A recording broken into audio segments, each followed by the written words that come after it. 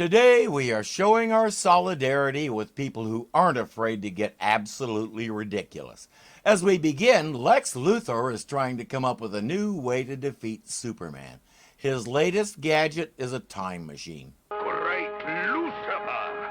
It's Merlin, the great wizard of King Arthur's court. The whole mythos surrounding Merlin is more than a little jumbled. We saw a very different Merlin in the time tunnel, and as you know if you saw it, he was the tail end of a horse.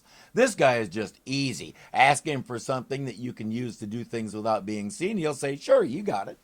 Never occurs to him that you might want to do something naughty with it. It is simple. To baffle your pursuers and drive them wild, turn thyself into an 8-year-old child. How can I do that? I will give thee a formula for a magic marble. Why a marble? Because Merlin says so. May as well see how it works. He said the effect lasts for half an hour. Clark Kent is getting a story at the police station when a call comes in about a bank robbery. This is a job for Superman. I cannot help myself. That makes me laugh every time. This is a job for Superman. They'll never suspect us, Blinky. Never.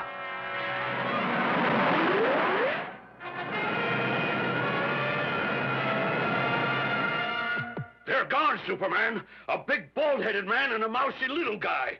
How could they have got away so fast? Hey, Superman, can we have your autograph? Not right now, boys. Up, and away! From there, we see robbery after robbery, and Superman doesn't seem to notice that the same two boys show up at every one of them. Either the marble is reusable, or Luthor made up a huge batch of them. He probably keeps them in his pocket, so imagine what might happen if he fell over and broke about 6 of them at once. The question is, would it just extend how long he can stay 8 years old, or would it make him even younger to the point where he ends up a microscopic worm-like thing wriggling frantically in the gutter? Luthor wants to be careful not to overuse the marble and make a mistake, so he wants to lay low for a while. Back to Merlin. A magic potion of which one swallow makes you a shadow no one can follow. Most effective in the black of night. Time limit, 15 minutes. Perfect. I'll black out the city and pull the biggest job of my career. Tonight! I stopped following Superman long before Crisis on Infinite Earths threw a bunch of origin stories and such into a huge pot and mixed it all into a mulligan stew that I don't even try to understand. And I know what terrific people you are, so before you offer, please don't explain it to me. Around the time I stopped reading, Superman said more than once that he was vulnerable to two things, kryptonite and magic.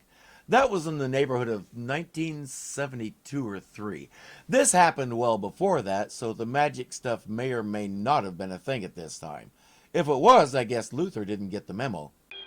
Great Caesar's ghost, what's this? Well, the whole city's blacked out. Wait here. I'll get a flashlight. Power lines must be down. A perfect setting for crime. And a job for Superman. Don't worry, in the next scene he was in the process of taking off his shirt, which of course is the action that triggers the voice change. See? This is his normal voice, and if he spent all his time in the Superman suit, he'd always sound like this.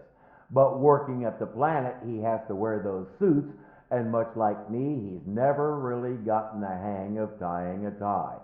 Being Superman, every time he puts one on, he pulls it too tight, and it makes his voice go like this. This line was deliberately cut, and I've got to fuse them to the tower. Up! It must be a rat crawling around in this blackout, but this should throw a little light on the subject. That was the moment when the people of Metropolis learned that their mayor was trying to power the whole Metroplex with an extension cord from Gotham City. Lex and Blinky were getting ready to blast a hole in the door to the local mint and grab a bunch of gold. Blast it! The lights! Come on out of there with your hands up! Okay, let them have it. Now! Hey, Luthor, the magic pill, it's wearing off. With the lights on, it wasn't doing you much good anyway. Not so fast, little man. This time you'll grow up in the safety of a cell. Drat you, Superman. And this latest batch of marbles may be defective. Either that or you left out the ingredient that changes your voice. We never saw Lex in the live-action series. For that matter, we didn't see any of Superman's usual enemies that I can remember. That show took a very different track than the comics did, and this is getting back to some of the tone of the comics. We'll see a lot more magic stuff for one thing. We'll have aliens, you name it. Since we don't have the restrictions of live action and practical effects, there's a lot more we can do.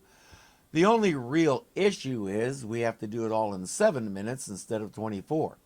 How'd they do? Let's see. The show lasted 3 acceptable length seasons, has a full DVD release, and we're still talking about it right now. You do the math. Hey friends, if you enjoyed the video, please click the thumbs up button and let me and YouTube know it. If you're not subscribed yet, you know what to do. And remember, you can become a patron of this channel for as little as $2 a month. Thank you so much for watching, and I'll see you next time. The question is, would it just... For that matter, we didn't see any of Superman's usual... The show lasted 3 acceptable length seasons.